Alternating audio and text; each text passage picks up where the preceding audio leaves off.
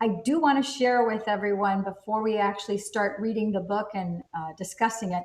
I want to share with you guys the lyrics to a particular song called The Breakup Song. And I just shared this briefly yesterday, but I want to go ahead and share it again with you guys today because I think I'm not going to play the music because I don't want to get a copyright claim from YouTube. But let me see here. I had it up and now it's. I need to run do something. It's by Francesca Batticelli. I want to share with you, and let me do a screen share so that you guys can see here. Share screen. It's right here. Okay. So, and I think it's so appropriate. After, I'll get to the song so that you guys can listen to it after we're done with this broadcast. The music is fantastic, but the lyrics are so appropriate for what we're going through at this point in time. This song is just a couple years old, and I think it is phenomenal. So let me go ahead and read those to you. It says here, sick and tired of being sick and tired, had as much of you as I can take. I'm so done, so over being afraid. I've gone through the motions, I've been back and forth. I know that you're thinking you've heard this before. I don't know how to say it, so I'm just going to say it. Yeah. Fear, you don't own me. There ain't no room in this story. And I ain't got time for you. I'm not. Like you know me? Well, guess what? I know who I am. I know I'm strong. And I am free. Got my own identity. So fear, you will never. Take a minute, let in. You probably never saw it, so I give up you. Oh, there's no room for you here. Yeah, I've had enough. No vacancy sign in my heart is lit up. In case you didn't hear it, here it is again. Oh, fear you don't own me. There ain't no room in this story. And I ain't got time for you telling me what I'm not. Like you know me? Well, guess what? I know who I am. I know I'm strong. And I am free. Got my own identity. So fear, you will never be welcome here. Is there anybody else like me? Anybody needing fear to leave? If you don't know how to say it, sing along with me. Sing fear, you don't own me. There ain't no room in this story. And I ain't got time for you telling me what I am not. Like you know me? Well, guess what? I know who I am. I know I'm strong, brave, and I am free. Got my own identity. So fear, you will never be welcome here. Whoa, goodbye, goodbye, fear. Whoa, you will never be welcome here. So I think it's a perfect song to segue to our chapter 6. We are going to do a brief little singing bowl to start off with, just to get ourselves into the vibe.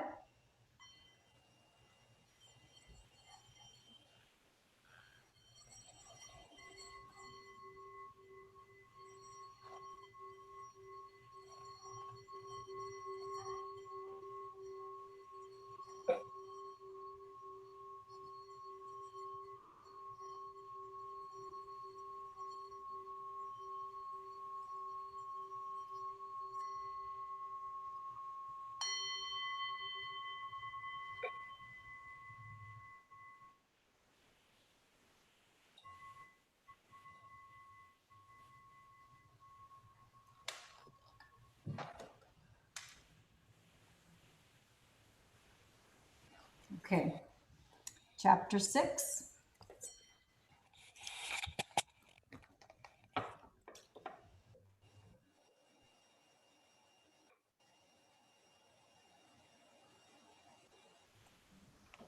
So over the years, I've found that stories serve experience makes it more real for us. Once we can relate to the challenges and triumphs a person has along their journey from one state of consciousness to another, we start to believe a similar experience can happen for us.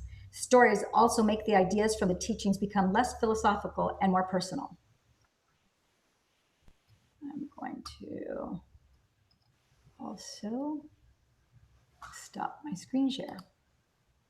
Okay.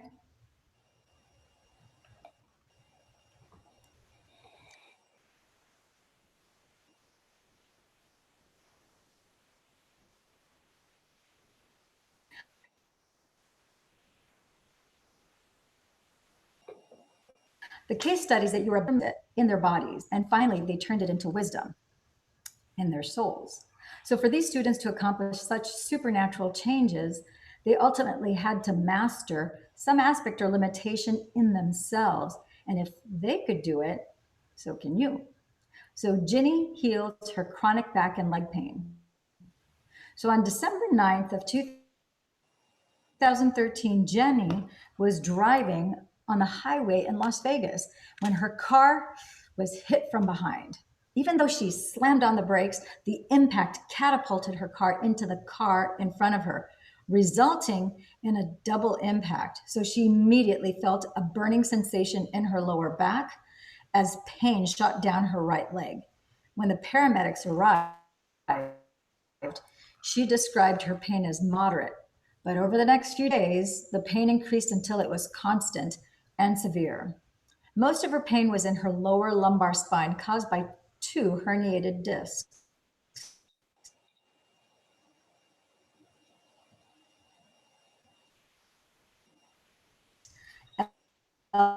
L4 and L5. She also felt pain radiating all the way down her management doctor, who prescribed muscle relaxants.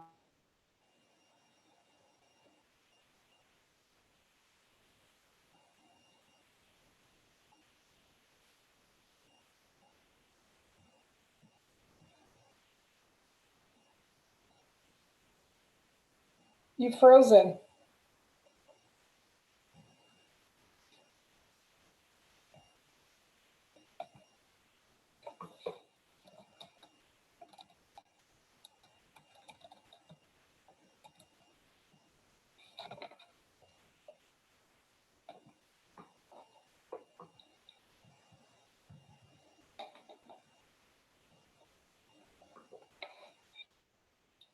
She's gone.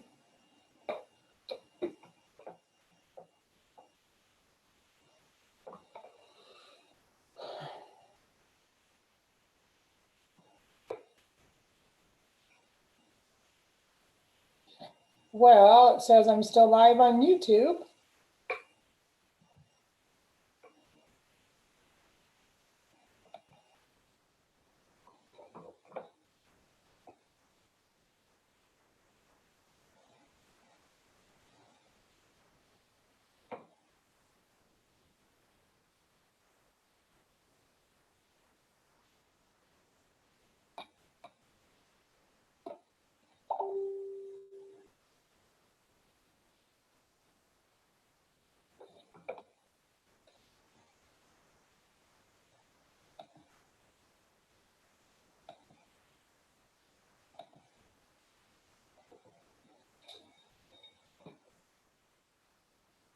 Oh, there she is. You're back.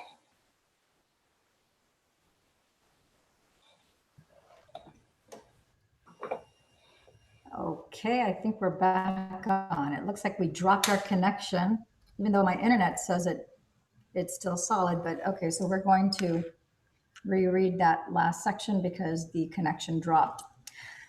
So she then saw a pain management doctor who prescribed muscle relaxants, Neurontin, a nerve pain medication, and Mobic, a non-steroidal anti-inflammatory drug. After 9 months, the pain was still so intense, so she had injections in her back, but they didn't help. So as a result, Ginny had difficulty walking and found driving almost impossible. She also had trouble sleeping, managing to get only 4 or 5 hours a night. The constant pain in her worse when she was sitting, lifting something, or standing for long periods of time. Sometimes she could sit for only 20 minutes at a time because of all of this, she spent most of her days in bed, where she was able to find a little relief when lying on her right side with her knees bent. So Ginny was unable to care for her 2 children, ages 3 and 5, and she was so unable to work as much as she had before. She depended on her husband to drive her places since she could no longer drive herself. So all of these factors created serious financial problems and emotional stress for the whole family. So Ginny became depressed and angry at life. Although she had attended her first workshop with me before the accident and had been doing her meditations, after the accident, she stopped meditating regularly because the pain got too severe and she said she couldn't sit or concentrate.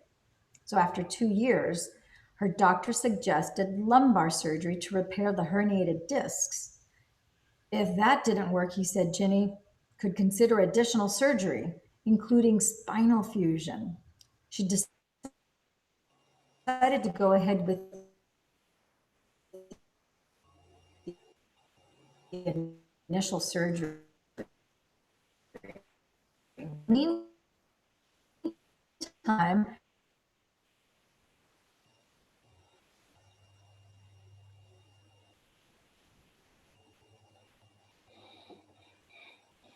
Ginny's husband convinced her to Washington. Started just one painful. She just wanted to take some painkillers and go to bed. When she was leaving the first night's gathering, her good friend Jill, filled with, "You will be healed tomorrow, right here." We started the next day at 6 a.m. Ginny decided to avoid taking any heavy medication so she could be present in the meditations and enjoy the experience. Unfortunately, her pain made it very difficult to focus during the first meditation, and she wondered if the decision to attend had been just a big mistake. So during the second meditation, and leave all her judgment behind. The meditation began as usual with the breathing exercise of pulling the mind out of the body, which during which I told the participants to focus on 2 or 3 negative emotions or limited aspects of their personality. So I asked them to move all that stored energy from the first 3 energy centers up from the base of their spine all the way up to their brain and eventually release it out of the top of their heads. First, Ginny chose to work with anger, which she believed had been a contributing factor in keeping her body in so much pain. So during the meditation, she felt energy starting to move up her spine, and then sensed an intense energy leaving her body through the back of her head. The second thing she picked to work with was her pain. So as she worked with the breath to move much of the energy related to her pain from her body to her brain, she felt the same energy she had when she was working with anger. Although this time she saw the energy become a bright color with purple overtones. Suddenly, she sensed the energy slow down and become less intense. The music changed and the main part of the meditation began. Ginny was feeling completely relaxed. She had liberated that energy out of her body. So, as usual, I guide the group to feel different parts of their body in space and to sense the space around their bodies. Then I guided them to the infinite black space that is the quantum field. I asked them to become nobody, no one, nowhere, in no time and no thing, and to become pure awareness, aware that they are aware in the endless, vast space. At first, as I gave the instructions, Ginny had the distinct sense that she was floating. An intense sense of peace came over her, and unconditional love overtook her, and she lost track of time and space. She didn't feel her physical body at all, nor did she feel any pain. Yet she was fully present and could hear and follow all the instructions I was giving. I never experienced anything like that before, she told me later. It was so profound that it's difficult to put into words. My senses were magnified and I felt connected to everybody, everyone, everything, every place, and every time. I was part of the whole, and the whole was part of me. There was no separation. Ginny got beyond her body, her environment, and her time. Her consciousness had connected to the consciousness of the unified field, the place she described where there's only wholeness and there's no separation. She had found that sweet spot of the generous present moment, and her autonomic nervous system stepped in and did the healing for her. So, in our advanced workshops, our students lie down after every meditation and surrender in order to allow the autonomic nervous system to take over and program their bodies. So, at the end of the meditation, when I asked everyone to come back to their new bodies,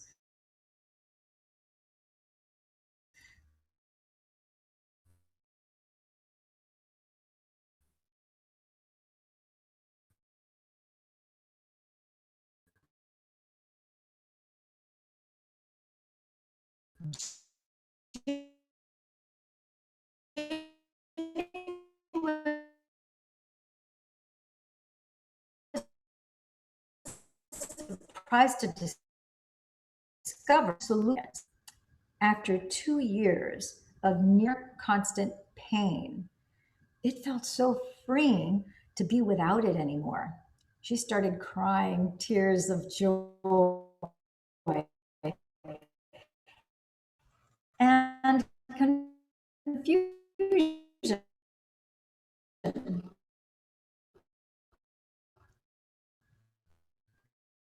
Simultaneously, looked to her friends to share the good news, including Bill, who had been so sure before that day would be healed. Ginny continued. Ginny's the unified field, who told her that somehow he just knew she'd be able to heal her pain.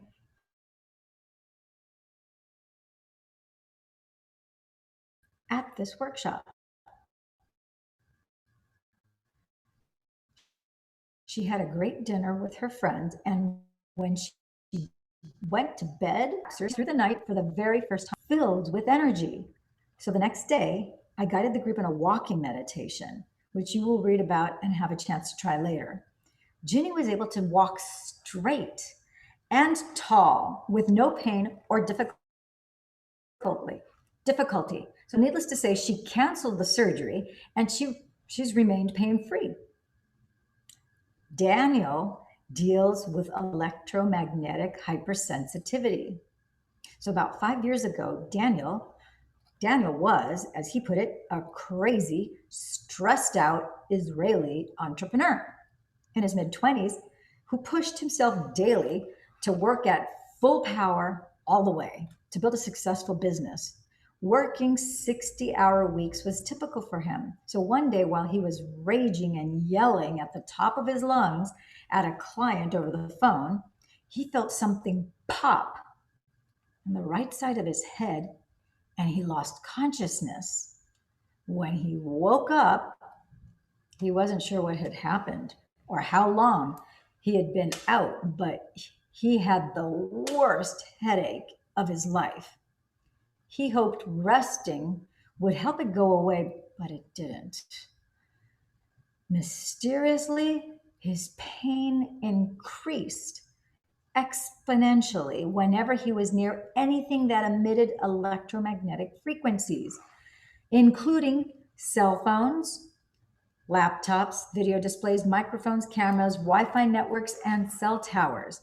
If someone near him answered a cell phone, Daniel felt it. He'd never experienced anything like this. In fact, he had previously worked in the computer field and never felt ill effects from being around electronic equipment of any kind. So Daniel saw several different doctors and specialists, but none of them could find anything wrong with him. He went through an extensive battery of blood tests, brain scans, physical examinations, but every one of the studies came back negative. Some of the doctors didn't believe him and even became condescending, rolling their eyes as if Daniel were making up his symptoms.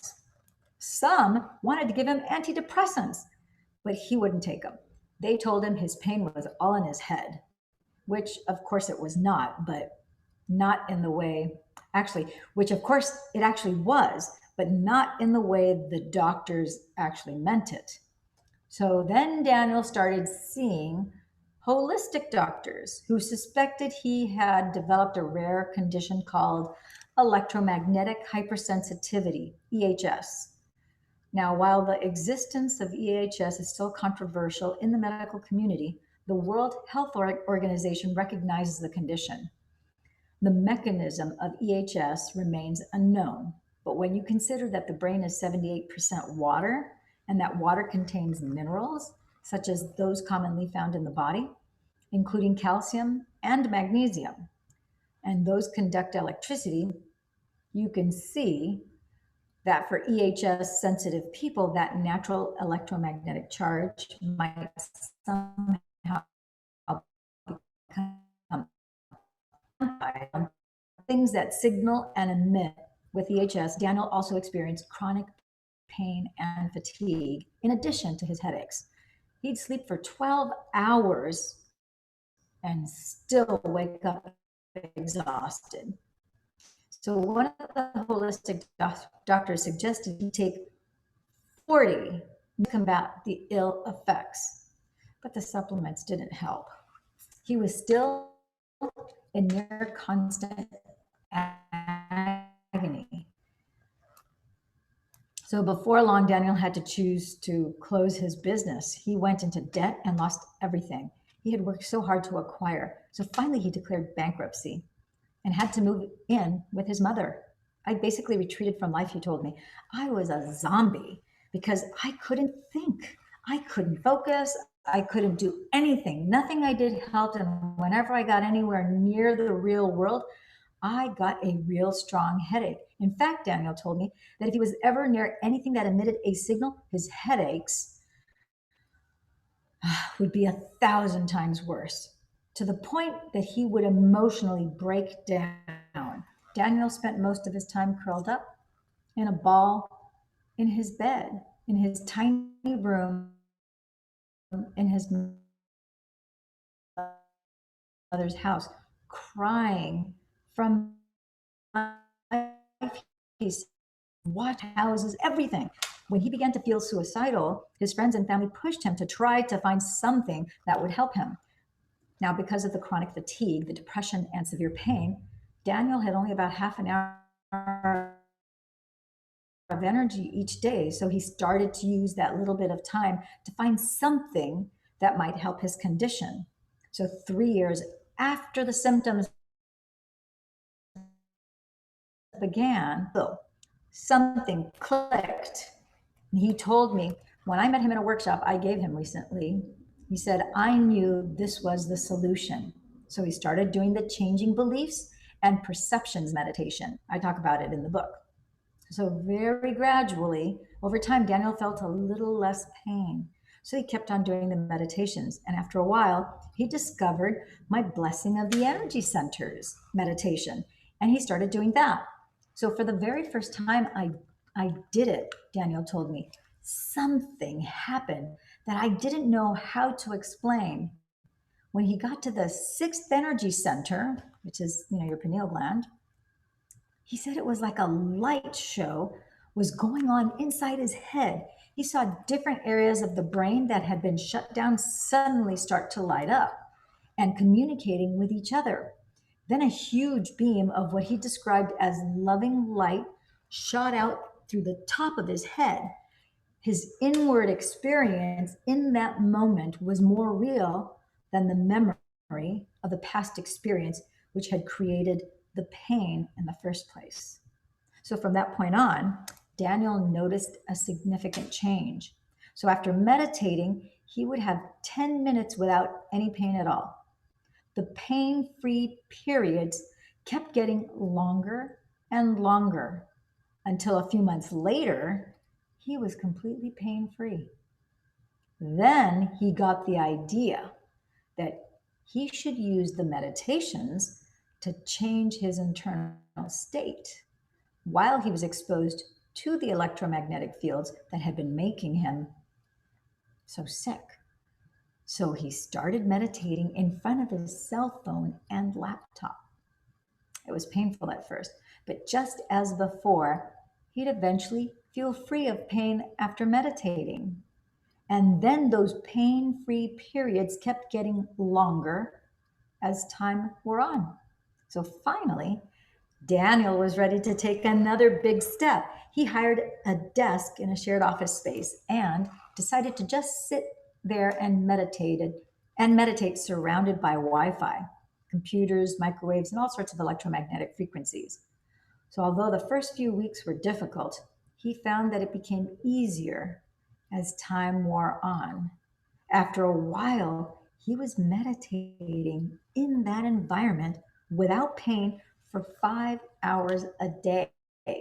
So eventually, his headaches they just disappeared. And so did all his chronic pain and fatigue. So today, Daniel considers himself 100% healed. He went back to work and got out of debt. And here's the kicker: Daniel works only about from an hour to an hour and a half a day. And he's making way more money than he was when he was stressed out and trying to force his life into working the way he wanted to. He's also truly enjoying life. Isn't that beautiful?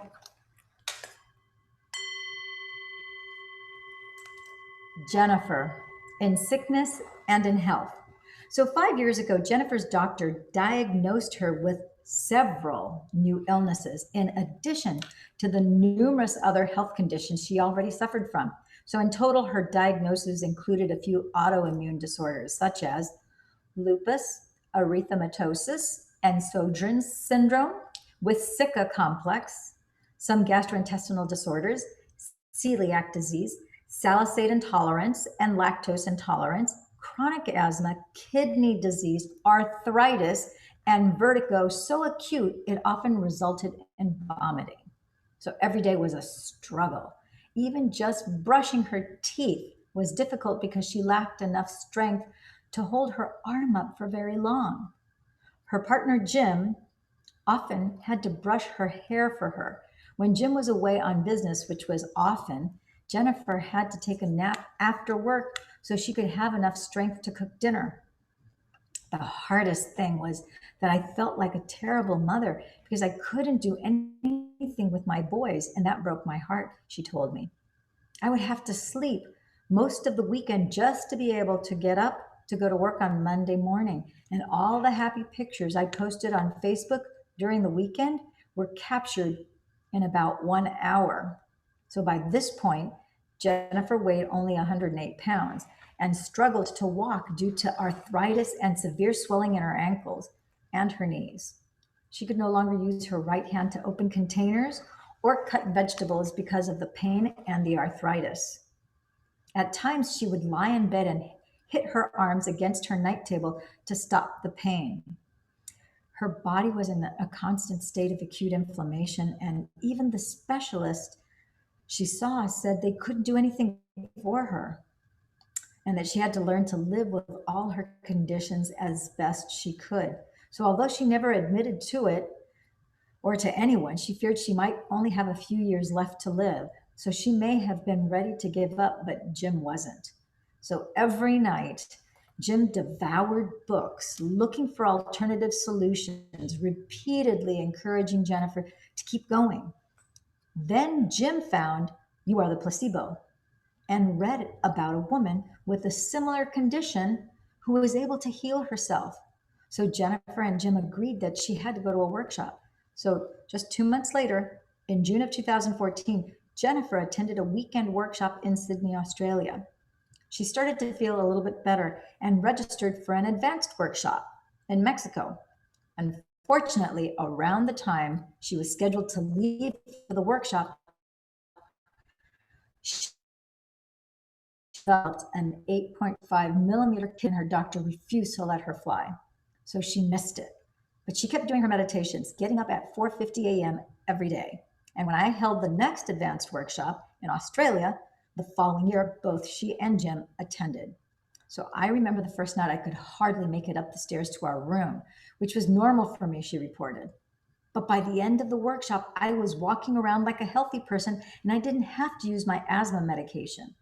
The day before we left, Jim said I was looking so well, I should try some normal food. Apprehensive, I gave it a go and no adverse effects, no pain, no asthma, no cramps, no headache, nothing. I think it was the best pizza I've ever had. When she did her meditations, Jennifer really gave it her all. She repeatedly tuned into the potential of health and felt an abundance of energy throughout her body that could carry her all day long. And in the meditation, when I asked the students to live from that new state of being, she imagined her feet hitting the ground and heard her breath as she joyfully ran. By the end of her meditation, she was crying tears of joy. And eventually, Jennifer conditioned her body to forget what illness feels like, looks like, sounds like, and tastes like by raising her energy, changing her frequency, reconditioning her body to a new mind, and signaling the genes to repair her body. So now I eat normal food, she reports, and I haven't used my asthma medication since June 2015.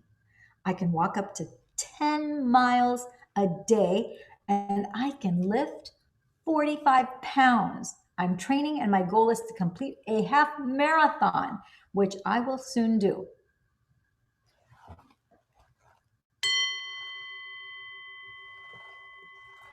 Felicia overcomes severe eczema. Felicia had intermittently suffered from eczema and skin infections since she was 3 months old. The short term relief provided by a very strict diet and a regimen of medications, creams, steroids, antihistamines, antifungals, antibiotics, and so on never seemed to keep the condition at bay for long. So in 2016, as a 34-year-old medical doctor in the United Kingdom, Felicia found herself becoming increasingly frustrated by the limitations of her profession.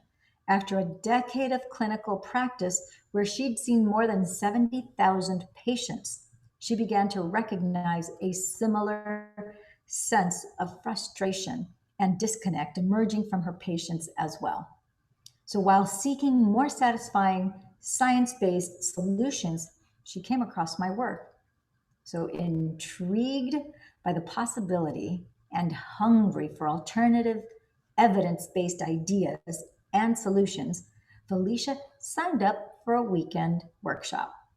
The event was life-changing, she says. It gave me the tools to reevaluate and update my previous limited belief systems and the beliefs about myself, as well as what our bodies are truly capable of. So the breathing technique was particularly intriguing to her. I must confess, she says, that I remained a little skeptical and held back, not allowing myself to truly surrender to the process. So during the months that followed, Felicia continued to meditate daily, and her skin improved, and she successfully manifested a new relationship in her life.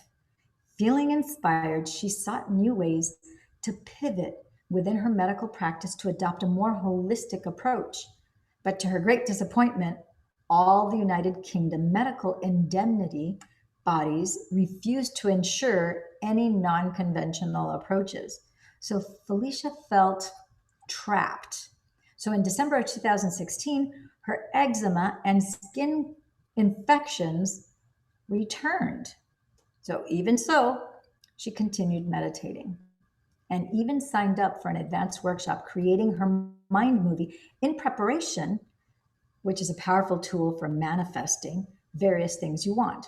So which you will read about in later in the chapter. So she had very clear intentions for her future and included images of her healthy skin, as well as a picture of a microphone on a stage with the affirmation, I inspire others by sharing truth fearlessly. So on the first day of the advanced workshop, we did the breathing. It's the breathing technique to activate the pineal gland. And this time, Felicia did not hold back. So Felicia decided not to hold back and to completely surrender to the process. So I noticed my breathing beginning to hasten, she remembers. An overwhelming energy started to building inside my throat. This intensified until my throat felt as if it was going to close up. Fearful, I pulled my body out of this position and returned back to my old state of being for the remainder of the meditation. Okay, I'm going to pause right here because if any of you have this experience, one of the key things is that while you're in meditation, there's nothing for you to fear.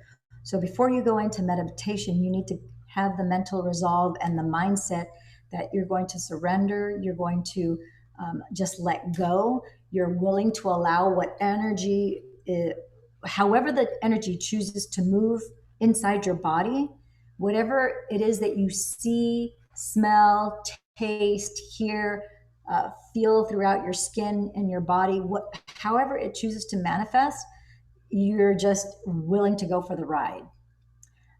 By being willing to go for the ride, you're not stopping the energy halfway through its work. Because if you freak out, get scared, and like in her case, she decided to stop it. So then the energy, literally, it comes to an abrupt halt and you don't get the benefit of the complete healing. You get a partial healing. She could have been healed that day, but because she allowed fear to come in, she could have consciously in her mind said, no, I let go. I'm willing for whatever energy needs to move within me, whatever the divine has for me, I'm willing to accept. I'm open. And that's all it takes. Just say, I'm open, and be receptive. And that's it. You don't need to know anything else. Okay. So moving on here, the following day, for the last meditation, Felicia was being fitted with the brain mapping equipment. She considered what an amazing opportunity it was to experience this new level of information. Feeling trapped in a profession that preaches limitation, she had the thought, what if I could demonstrate to the skeptic as well as to believers how unlimited we really are? With this thought, she wanted to use this breath to connect to the unified field with an elevated emotion of pure freedom and liberation no matter what happened. So when the meditation began, she opened up to the possibility and to the unknown. She quickly noticed that her breathing started to change and the overwhelming energy began to build in her throat. Back in the same place again. So each time the sensations intensified, instead of allowing them to overcome her as she had done the previous day, she stayed with the process. She returned her body to the present moment, ignoring distraction, and placed all her energy and her awareness on connecting to the field, to truth, and to love. Her body was persistently defiant, but after repeatedly overcoming her internal struggles, her body eventually surrendered. What I experienced on the other side was an exhilarating explosion of energy in my brain and an instantaneous connection with a loving consciousness within and all around me, she says. It was an absolute knowing, a recognition of pure love. And with it came the most overwhelming emotion of joy that I have ever experienced in my entire life. It was like coming home. I just experienced this deep oneness. All the while, I remained completely aware of all my external senses. I could hear the scientist behind me saying, "Seizure." We had some new members on our team of neuroscientists, and they had never seen that kind of energy in a brain before. So as a medical doctor, Felicia might normally have been concerned at that somewhat alarming statement, but she understood that in that moment, she was experiencing absolute truth and freedom for the very first time in her life. So for a few hours following her meditation, she felt somewhat dazed, but physically lighter than before. So if you review the brain scans in graphics 7A and 7C, you can see Felicia's brain showing the classic changes that we witness when there's a high energy in the brain. She starts in normal beta waves, and then transitions into high beta brain waves, and then transitions into high beta brain waves before she hits a high energy gamma state. Energy in gamma brain waves is 190 standard deviations, 190 standard deviations above normal. I'm going to stop right here because if you remember from the previous chapter, the normal deviation points above normal usually is 2, 3, no more than 4. And she was 190 standard deviations above normal, which is outrageous.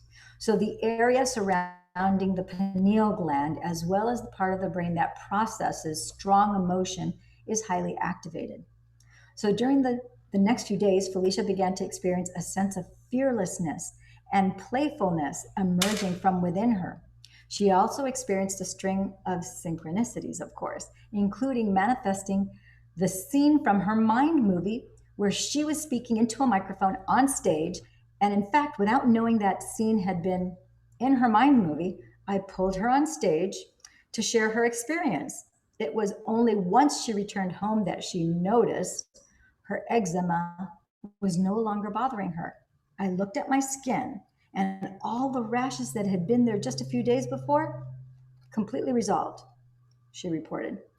Look at graphic 7D in the color insert. The first pictures were taken before the event. The second set of pictures were taken the next day after the event. Her eczema is gone. So to this day, Felicia takes no further medication and her skin is clear. Her life continues to unfold in new, exciting, and surprising ways. And I'm so grateful for the realization that we are all unlimited, she said to me. Mark my words. If a once jaded, intensely analytical doctor can do it, absolutely anyone can. So that's a short chapter 6. Victoria, I'm going to unmute you. So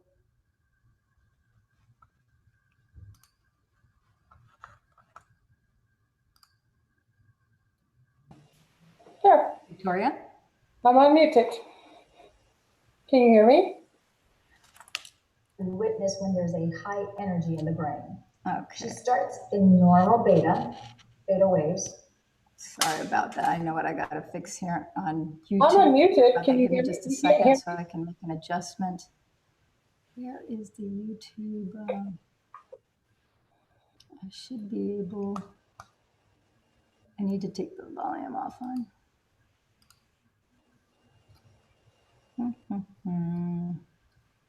My microphone is saying I'm unmuted.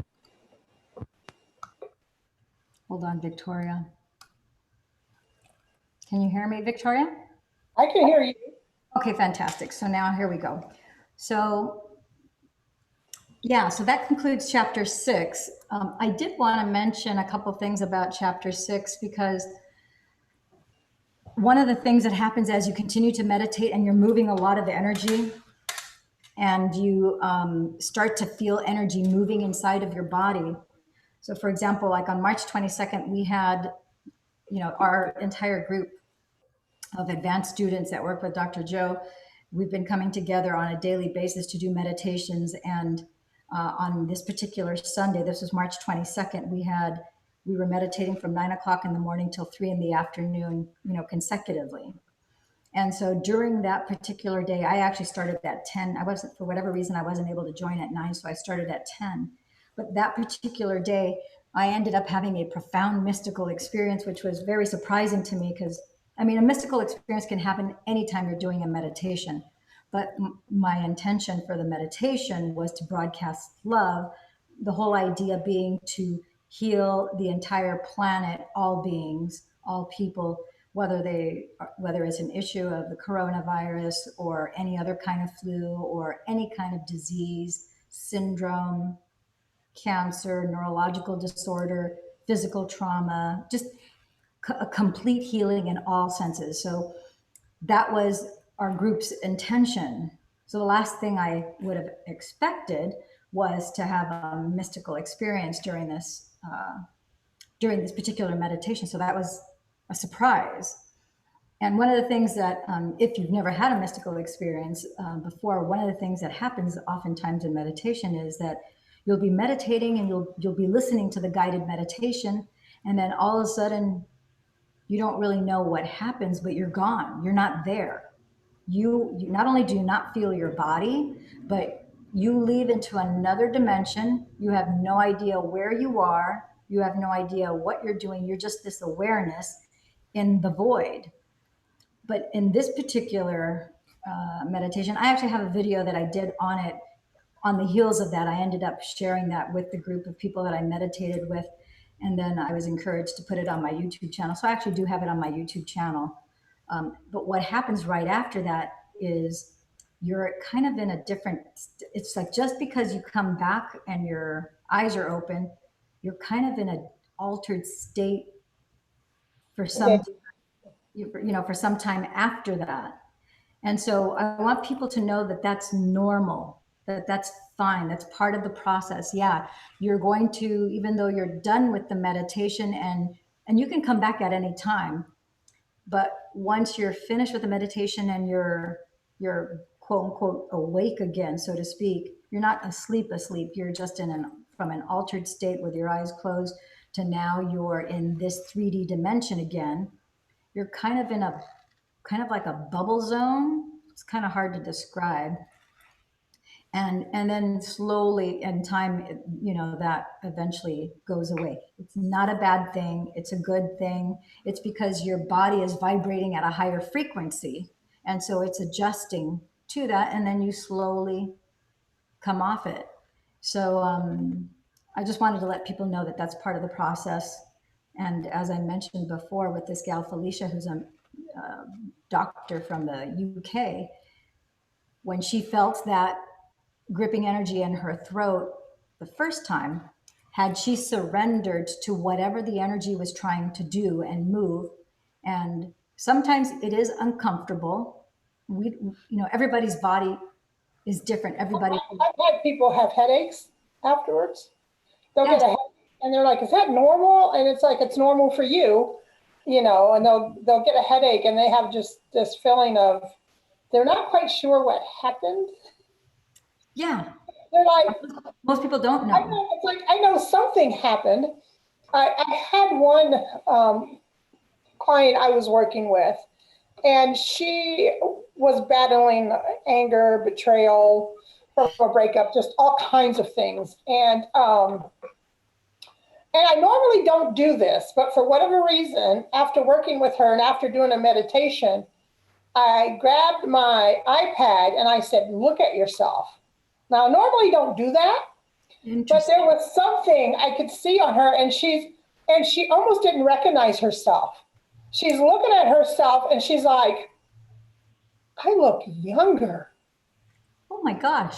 She's like, what happened? She's like, I look younger. And literally, when you looked at her, she looked younger because she was holding so much negativity within herself that it had aged her physically. And she just, and for whatever reason, it came to me, let her look at herself, let her see herself.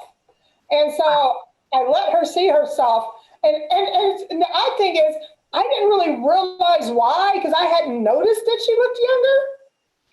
I just knew something was there. And so she looked at herself and she's like, oh my God, that doesn't even look like me. And it didn't. It was just, and then after we looked at some before pictures from us hanging out that day, and then the after, she's like, oh my God, you can even see it in the pictures.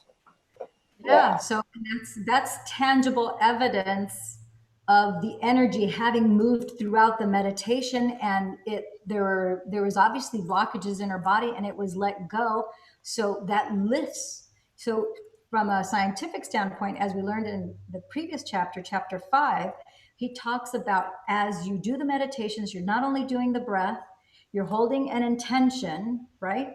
And then you add the elevated emotion of love, joy, and then gratitude. gratitude being the final step, because that's how you put the bow on the gift, say the order is complete. And gratitude is the ultimate state of receivership. That's telling your brain that we already experienced this outcome, because the brain doesn't have a Right. past, present, future. So we are future mapping. We are creating a future experience that we want, but our body and our brain thinks that because we're feeling an elevated emotion of joy and love, and then followed by gratitude, it's like, well, oh, this already happened. So then it signals to the body, this is a new emotion and memory we have to store in the body. This already happened. It's in the past. It's kind of almost like hacking your brain, is really what it's doing. Yeah. Yes. Yeah, absolutely. So by elevating your emotion and being yes, yes, yes, it's like, oh my gosh, I'm so in love, and yes, yes, yes. It's Yes. like, yes, this is done, and thank you, thank you, thank you. That elevated emotion fans out your electromagnetic, frequencies and your electromagnetic field. Her field probably was contracted from all that anger and betrayal, all that heaviness. So she was able to fan out her electromagnetic field, which obviously it's going to make a difference on your actual skin and Yeah. body. And Yes. what a testament to your being tuned into your intuition and listening to your consciousness, because you didn't even know why you handed her the iPad, but you No. followed because you were so tuned in, tapped in, and turned on. You instinctively grabbed the iPad and told her, here, and the Yeah. rest is history. Yes. That's one of my intentions for this year is to listen a little better. And I got to tell you, it has just changed my life to listen without questioning. Yeah. And when these, I call them bursts of brilliance, when the intuition comes up, to just go with it and don't worry about anything, and learning not to be an overthinker is another part. So those are like my intentions for 2020. Well, actually, I started in 2019. My year started. I'm about a year out of that now. But it's amazing how you touched on the gratitude. And when you live in a state of constant gratitude, regardless of the circumstances, Exactly. it's amazing what it does for your life. You mentioned in the chapter that she was an asthmatic. I Mm-hmm. have been an asthmatic my life too, and I lived most of my life literally feeling my heartbeat because I was always so anxious. And Oh, I was always having issues with my asthma because of this. So once I was able to let me control this, right? Let the mind control the body. I'm off of one of my asthma medicines. I got sick back in February, but I hadn't been sick for 2 years. But that was only because I caught a bug or something, not because it was just asthma as it normally would. And I got to tell you, you mentioned her being able to walk the 10 miles. I can walk. I can talk when I walk. you wow. know, and I really say that a lot of it is attributed to this idea and this notion of gratitude and Yeah. seeing oneself well. Dr. Joe, you see yourself well. I don't see myself.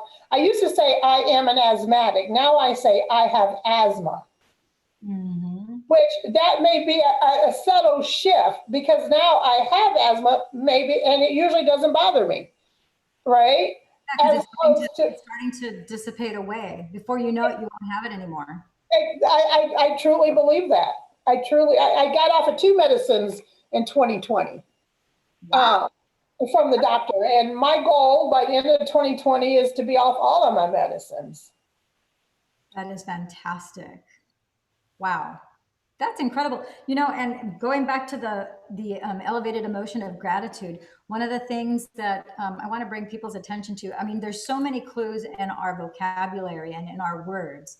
And we have words like gratitude and appreciation. And oftentimes people don't really take a moment to think, what is the difference between gratitude and appreciation? So I want people, this is a realization that I had about a little over a year ago.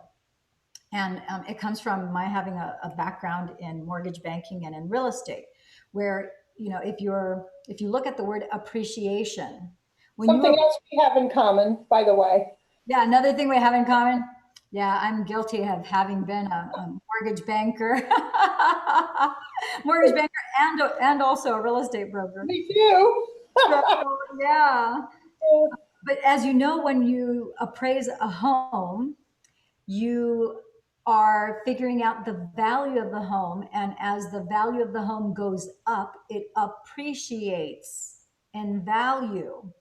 So when you are appreciating something or someone or some place, that is an act of holding in higher value that thing that is of your attention. So that's what it means to appreciate another human being, for example, is to hold them in higher value. It comes from to appreciate. Like appreciation in a home, the home has gone up in value. It's actually worth more money than it was before. And gratitude is just, thank you and gratefulness, of course. And so I think it's always important to use both the word of yes, thank you, thank you, thank you. I appreciate you so much, divine, God, universe, you know, whoever it is, however you want to language it while you're doing in your meditation, or just the divine. I love Dr. Joe calls it, the divine. And it's the ultimate state of receivership because it's signaling to your body that it has already happened. And that's why you're so grateful and so appreciative. Yes, yes, absolutely. Appreciation is almost movement, if you will, right? Yeah, exactly. It's Movement up. movement. It's an upward movement. And gratitude is, it just is. Yes. God, divine, universe, whatever you want to call it, has given us, trees to allow us to breathe. We are thankful for that. Yeah. We appreciate God, universe, higher, whatever you call that. Mm-hmm. We appreciate that. So we hold that in a higher, that being, that creator in that higher esteem. So yeah, definitely. That's a good point to bring, that is a difference. Yes. Yeah, it is a difference because I think people think that they're synonymous. And like I said, I had that realization about maybe a year and a half or two ago. And I thought, oh, as I have these different, insights about certain words, I like to bring it to people's attention because I'm sure just as I was unaware of these nuances, I thought, wow. And they've come to me most of the time, they come to me in meditation. And so I thought, wow, this is really quite interesting. Our words are powerful. Our words are powerful. We know that life and death is in the tongue, right? And so we have to be really careful. And every once in a while, I'll catch myself, doing a limiting belief, and I'm like, okay, well, that can't stay there, right? And Now and, that it, you're aware, yeah. and the thing is too is that we have to learn to know that it's okay to have that thought. You can be in a state. It's staying in that state, right? So if you have that thought or that limiting belief, or you feel that anger or whatever that might be, it's really a matter of understanding how to switch it. Doesn't say it doesn't happen, but you switch without judgment.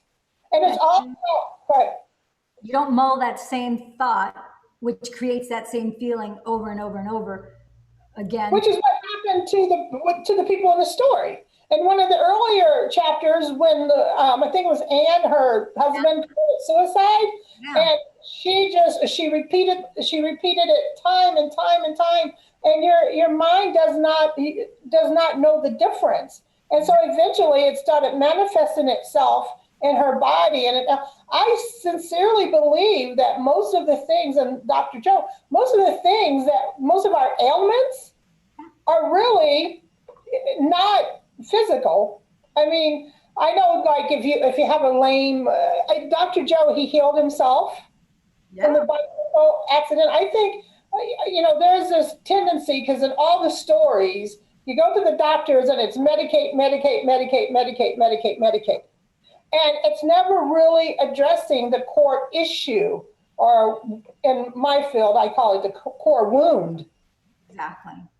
Yeah. That's really at the heart of all of this, at the core. And in Dr. Joe's case, him and I share that in common, unfortunately, that we were riding our bikes and he was hit by an SUV. I was hit by an Orange County Transit Authority bus. Mm. And so needless to say, I had a neck injury, I had a back injury, I had a leg laceration, I had a traumatic brain injury, pain, miserable, brain fog. There's nothing, don't wish that on anybody. And his was actually worse because he was actually drugged for, I think, like, I can't remember if it was 30, 40, 50 feet or if it was like a mile or two, but I don't remember. I don't remember exactly, but he was drugged for a while because the lady who was driving didn't even realize that she had hit him. So she drug him for a while before somebody flagged her down and stopped her. And he ended up breaking, he was paralyzed basically from the neck down and broken ribs and other things. But his main thing was that he had a broken back and neck, and Yeah. he did Harrington rod surgery because his head could not physically be held by his spine any longer. That's how bad his fractures were. And they basically told him he was going to be a quadriplegic for life, not a paraplegic. That means that from the neck down, he was paralyzed. And even with the Harrington rod surgery, they didn't expect him to ever be able to walk Mm-hmm. again. They just said at least your head can be supported, so you can at least sit in a wheelchair. And if you listen to his story or read about his story, then he decided not to do that, and he decided to heal himself. That superior intelligence that makes the body and organizes the body and organizes the entire universe, this planet, and all the cosmos, can probably also heal the body. And it took him 10 weeks after his accident, much to the shock and surprise of his doctors and therapists and so forth. He was back on his feet in 10 weeks, Well, which, we have everything we need within us to heal us ourselves. It's there. We have it. We just have to learn how to tap into it. it's But learning. it's there. That, Everything. that's the beauty of this work, and that's the whole message, that Yes. we can. Yes. Well, and the other thing is that, one of the things that I became very aware of as I started with his, not just with his guided meditations, but as I read his book, the first book, this was the first one that I bought. And then as I started to do his online training and then in person, when I went to the monastery in Cancun and did his 7-day advanced, the thing that starts to become blaringly apparent, at least to me, which in all my time meditating before wasn't as obvious, but this work really is about self mastery. And so, just as you were talking about, you have limiting beliefs and thoughts, negative thoughts, whatever they might be, it's not that when you master yourself that you don't have those thoughts. Exactly. You still, things will happen that are going to make you mad. The thing is, are you going to stay mad for just 17 seconds? Or are you going to stay mad for 2 minutes? Or are you going to stay mad for 30 minutes? Are you going to stay mad for the rest of the day? It's like, because this guy cut you off and he was a jerk, now the rest of your day is ruined. And now you're spreading negative vibes everywhere just because, hey, what's wrong with you? Well, this jerk, you such a, what an idiot. How did he get a driver's license? It's like, it has nothing to do with you being at work now, and the rest of your day is ruined, and Good. From one incident. Yeah. from one incident. And so he said, he lets us know, he goes, it's scientifically proven that when you feel emotion, if you hold that emotion for anything longer than 17 seconds, you're faking it. So he says, I will give you 2 minutes to feel mad, to feel whatever negative emotion, but if you're holding it for more than 2 minutes, and he said that when he was raising his kids, he said, anything over 2 minutes, you're faking it, because that means that you have to keep on thinking the thought, to keep on bringing the chemicals into your bloodstream that will make the emotions that will keep you, mad, angry, frustrated, whatever the case might be. So anything over 2 minutes, you're faking it. So what does that tell us? So once we realize that you're mad, and this is fun, this is another key. You're saying, I'm mad. No, you're not. Since when are you the emotion of madness? I'm angry. No, you're not. Last time I checked, what did your parents name you? They named Mm-hmm. you Victoria. So no, you're not mad. Mm-hmm. I'm so pissed. No, you're not. You're not pissed. You might Yeah, be feeling pissed. You might be feeling angry. You might be feeling mad, but that doesn't mean you are that emotion. that's right. People will say, I'm mad. Do you hear people say, I'm love? Yeah, no, They might say, I'm in love or I feel love towards. Isn't that funny? That with love, the most powerful healing vibrational frequency that we can hold, and most people don't say, I'm love. They say, well, that's a great point. Yeah, that's yes, and that is. that's the one we should be saying, I'm love. We should be saying, I'm love. Yeah, I am love. But instead, we say, I'm so in love. I'm feeling loved by you. I'm feeling loved on. We don't usually say, I am love. But yeah, with all the negative emotions, I'm mad. I'm nervous. I'm stressed out. I'm depressed. I'm bummed. You're saying I'm, and whatever the emotion is, as if you and that emotion are the same thing. And that's a lie. yeah. Well, and I think people just need. Sometimes I find that people almost need permission to love themselves. Absolutely. I love the fact because those are the exact words that I've been using, not only with myself, but with others. Give yourself permission Yes, to completely love yourself. You are yes. worthy of love. You're not being arrogant. You're not being cocky. You are love, and you need to give yourself permission to love. And the whole thing about the negative emotions, I always say it's okay to have a pity party. You just need to know when to leave. Absolutely. Right? You just can't stay there. And so the same thing, but love is something you can embrace all the time. An interesting thing happened. I had a woman staying with me. She was in between homes, so she was staying with me. And one day it was just raining outside. I mean, like cats and dogs, but I love the rain because when I see the rain, I think of God's majesty, and I'm going to have green trees, and that's what rain represents to me. And it's sound to, I don't know about your ears, but I love the sound of The the sound, yeah, yeah, look. To me, it's a romantic time. Whenever you see it's raining, I'm like, oh, I don't know why I think it's a romantic day. Sunny days, it is. Well, energetic days, it's cozy and everything. Yeah. and So do but So one morning I woke up and it's raining, and I look outside, and my very first thought is, wow, it's raining. How beautiful it is outside. uh-huh. She wakes up, looks out the same window, and says, it's raining. What a gloomy day. What a gloomy day.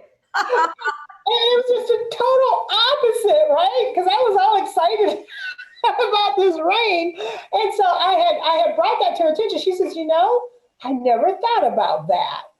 And she said, and so one of the things I worked with her a lot on was watching her language and what she said about herself. Because what I think people forget is when you speak, you're listening. Yes, you're saying it 2 times. You're Mhm. saying it inside your head, and then you're hearing it say it the second time out your mouth. So you're actually hearing it doubly.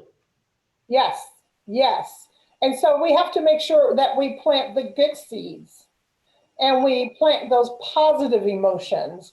And when you do, I think it was last week, I don't know, I was having a moment. I don't know. I was just having a moment. I was just not my normal self, and I was just having a moment. And finally, I just got to the point to where I just snapped out of it. It was like, what's wrong with you? It's like you have breath, you have life, you're healthy, you're well, and so that's what it does.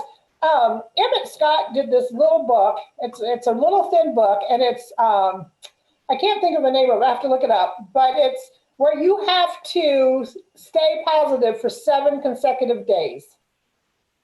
You don't tell anyone you're doing it, but for Sure. 7 days, you have to maintain a positive thoughts. Now, if you slip, up and you have a negative thought, that's okay as long as you instantly replace it. Yeah, and you replace it with something positive that you want. Yeah, but if you harbor on it, you have to start the 7 days over again. And so this is something you do within, and you don't tell anyone that you're doing it. And you have to do it when, you know, you can't do it you can't start this anytime because something's gonna pop in your brain, right? But I always challenge people to do that. Give it a try for 7 days straight. You don't tell anyone what you're doing, but just think positive thoughts. And I can tell you, it's exhausting, even for the best of us. And I'm pretty high on positivity and gratitude. Yeah. Yeah, and the thing is, like you're saying, we are, because we're human beings. You know, one of the things again that came to me in, you know, meditation was that as human beings, we come to this planet Earth to experience emotion and limitations, and those are like the main lessons are to learn to manage emotions and limitations. And so as you're managing your emotions and your limitations, you know, yeah, there are times that you know, it's okay to get angry. It's not okay to have a rage, you know, have you know, an emotional rage. It's what you do with these emotions, right? What do you choose to do with the emotions? And then there are two doctors that I study under. One is Dr. Joe, and another one is Dr. David Snyder in San Diego. And one of the things that I love, and I integrate the teachings of both. And one of the things that I learned to use as a tool that I can help my clients that I guide. And I instinctively knew this when I was in my 20s, when I first started doing public speaking. And I remember where I learned how to transmute. I didn't use the word transmute. I learned that later when I read Napoleon Hill's book, Think and Grow Rich. But what I realized was it's like I was getting ready to do a talk, and I had these Century 21 real estate agents and brokers, and here I am like 25, and all of them are like 50, 60, and 70. You know, most of them are, there's some that are 30 and 40, but a large number of them are 50, 60, 70. So they're, you know, considerably older, more experienced than I was, right? And here I am going to talk to them as a lender, as a mortgage banker, and talk to them about the foreclosure market and about the technicalities and how they can, you know, help their clients and what we can do to help them with that. And as I was getting up to start speaking, I noticed that I started to get nervous. And as I started to get nervous, I said, I'm getting nervous. And immediately I thought, I'm not getting nervous. I'm getting pumped. I'm excited. I can do this. I'm getting pumped. I'm excited. I'm getting pumped. I'm excited. I'm getting pumped. And then I noticed that instead of having that nervous, uncomfortable, unpleasant feeling of nerves, instead, I was just energized. So now that energy was uplifting and serving me. And then I began my talk, and the feedback that I got was fantastic. Yeah. But after I was done, I realized I just flipped a little switch. The energy had to go somewhere, and it was an energy that wasn't serving me in the form of nervousness. And by my flipping the switch, and I just changed my talk inside my head from I'm nervous to no, I'm not. I'm pumped. I'm excited. I got this. I'm pumped. But you switched it, right? What you didn't do, what happens is you did not suppress it. You switched it. I switched it. So then a lot of people, when they, let's say they have a breakup from someone, right? And they're heartbroken and they try not to think about that person and they try to suppress everything, but it comes out in different ways, right? So instead of suppressing it, you acknowledged it and switched it. And the same thing with the breakup. If you're constantly thinking of someone that you can't get over, let yourself think about that person, acknowledge it, and then switch it. And that takes practice. And see, that's the thing. I think sometimes people give up because it takes what you're talking with the level of meditation that you're on. That takes practice. Yeah, you just have to do it. Yeah, you have to do it. It's not like you have to sit down and all of a sudden you can sit and meditate for an hour or 20 minutes. So, even if, I tell people, even if you can take 3 deep breaths and have a moment of silence, you've meditated. Yeah. And then just try to let it go a little longer, let it a little longer, a little longer. And before you're meditating 20 minutes, an hour a day. And so it's just a matter of just, again, we have to give ourselves permission instead of giving up. Absolutely. And like you're saying, I had a client who's actually in the UK, and she was telling me that she has issues with anxiety.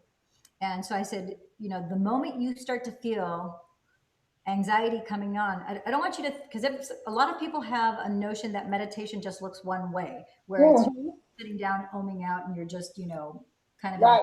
state. I go, that's not, there's so many different forms of meditation, and you can do meditation with your eyes open as well as closed, sitting down, Walking, listening to music. walking. Yeah. Yeah, there's all sorts of meditation. One of the easiest, and this is a freebie here, because the whole point of this is to uplift and help and empower people so that they have something that tangible that they can walk away, that they can use. But if somebody, like what I advised to her was, it's like, okay, if in the moment that you feel that you are starting to feel anxious and you feel an anxiety attack coming on, just because you have your hand with you all the time, take your hand and face it towards you and start to observe the lines of your hand. Mm-hmm. As you observe the lines of your hand, notice the color, notice the energy in the palm of your hand, notice the energy in your pointer finger, your index finger, your ring finger, your pinky finger. Ooh, now you feel it moving over to your thumb. You feel it now on the top of your nail. That's a meditation. Yep, it is. You felt none of that until you moved your awareness and your focus Good. to your Mm-hmm. hand. The moment you moved your awareness to your hand, because the brain cannot think of two thoughts simultaneously, now the attention is away from whatever is causing your body to pull up the memory of the emotion of anxiety coming there. And now your brain is going, oh, we're doing this now. So now the anxiety is going to dissipate. And now you're going, wow, I can't believe the amount of energy and things that I'm feeling. I'm feeling little pricklies and a little movement. I honestly wasn't aware of that. And now it's like, how did I not notice that just by focus? But that is a meditation. Yes. A little simple thing you can do. If you're starting to get nervous, it only takes I don't know how long it took because I wasn't measuring the time, but did it take 90 seconds? Yep. Maybe. And that's a meditation.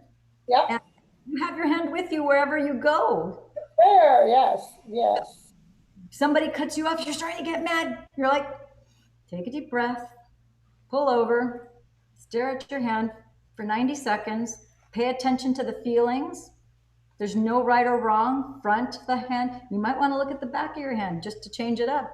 Feel that each one of the nail beds. Just feel what the energy. Look at if you can see veins, can you see your veins? Do you see a pulse? Do you see anything moving? Can you feel the veins moving? Maybe normally you can't, but now I'm like, oh wow, yeah, I can see that that's moving at the same rate of my heartbeat. And That is, and then something you could do too is a real simple thing is think of something or a time when you're really, really happy and get into that emotion and when you're just elated and what did you see? What did you hear? What did you feel? And you can get into that meaning and that feeling. And then you can anchor it. And you can do your ear or you can tap your head or do this or some people do this. And feel that feeling while you're doing this. And then when you get into a situation that frustrates you, if you just do that, you will automatically go into that feeling of happiness. What I do, one thing that I do is like I anchored, my ears. So anytime I tug my ear, and I just did it, you probably noticed, I smile. I absolutely cannot help it. Anytime I'm going down a road I don't want to go down here, I'll tug my ear and I instantly smile. And when you smile, once you smile, it changes your whole everything, your body. So you can just do a simple like anchoring, maybe one morning while you're getting dressed, think of something that made you really, really happy. And then, do something to your body, whether it's a pinch or whatever. Like I said, I do the ear thing. And then every time you get that emotion, if you do that, it will dissipate. So there's all kinds of little, tricks. And that's why it's good to work with someone like you, someone who can help you with tricks and things like that, so that you will know them and you can carry them with you throughout your day, your life, whatever. Yeah, absolutely. One of the things that I was going to bring the whole anger thing to, Dr. David Snyder says that sometimes when we feel anger, we have different, like the neural health reset that I did with you. And I told you that you can not only use that to, any place in the body that you could point pain. If you can point to the pain in your body, you can remove it through that neural health reset. That neural health reset, you can also use it as a manifestation tool. So let's say you want to manifest, I don't know, a new job. And I'm going to go back to the example of somebody cutting you off and you're like mad because somebody cut you off. You know what? You can take a moment, you can do that neuro health reset, and the fuel that you have from the anger, you can use that energy because your brain doesn't distinguish the difference between one or the other. And you can use it to fuel your manifestation as your reset. Once that's right. That's a wonderful technique to learn to be able to transmute a negative emotion into a manifestation or into something that's positive. Absolutely. Yeah. So if you're there's so many great tools that are out there. And the thing is that anyone can do it. Yeah. Anyone can do it. Anyone, once you learn these tools, and that's why with me, even in my work, it's like, I hate to see anyone in pain, and I'm sure you do too in your work, because we know no one needs to ever be in pain, right? There are ways and there are techniques that we can help alleviate pain. Yeah. For those of you, so you know what we're talking about, I got bumped in the head with one of my studio lights, and Lillian was kind enough to do a reset for me and help me out with that lump on my head. Yeah. And it works. Yeah. Is the bump gone? It's there very little. It's not bothering me. It's like I have to look for it. So yeah. That was a nasty little concussion you had. Oh my God. I gotta tell you, my whole face, I could feel every nerve in my face. It was just like, I was like, oh, it was horrible. that light hit me pretty hard. It did. It clocked. And I wasn't expecting it to fall either, so that didn't help. Yeah, you would have gotten out of the way had you known. But I'm glad that the neuro reset helped immediately, and I was pleasantly surprised to hear that not only it took your pain, but I think you also said that your brain fog immediately was cleared up. Yeah, yes, the brain fog went away immediately, because that was the one thing that was concerning me, and it was like, oh. And the nice thing about that too is so that people know that when you have this kind of work done, you're almost you don't quite know what happened. You're kind of looking for whatever that thing was. With my client who she had pain. She fell and she hurt herself, and I was working with her, and she's like looking for it. But it's like when you help me with my head, it's like, this is what that feels like. It's amazing the work. Yeah. Yeah, it works if you work it. So it works if you work it. I'm glad that you're much better, and hopefully that the rest of the bump will go away, but at least your brain's clear and you don't have any pain. So I am. You do such great work, and it's I don't know. It's just I'm just in awe of you, and I'm so happy that you invited me. And the energy that you have is I just can't even. I'm speechless, which is unusual. Thank you. I really appreciate it. Well, I'm so excited we got through chapter 6. It's funny because when I started with the first chapter, I think it wasn't until the second day that I realized, oh, if I do a chapter a day in 14 days, let's say in 2 weeks, we'll be done through the entire book. So anybody who's reading the book for the first time or the second time, you'll get through an entire book in literally 2 weeks, which is, I think, pretty fast. Because, like I said, the 2 times before that I read the book, it took me months because I was studying and I was diving deep into the information and reading and rereading, trying to memorize the different chemicals and the different processes and things like that. So I think that should be very encouraging for people who are wanting to get into this, people who've already maybe started and they want to dive deeper into the content and just, I get would another. say, get with a mentor or a coach like yourself, someone Yeah, who can help you actually go through it and also decipher it some. And it's really important to get with someone that is able to guide you through it.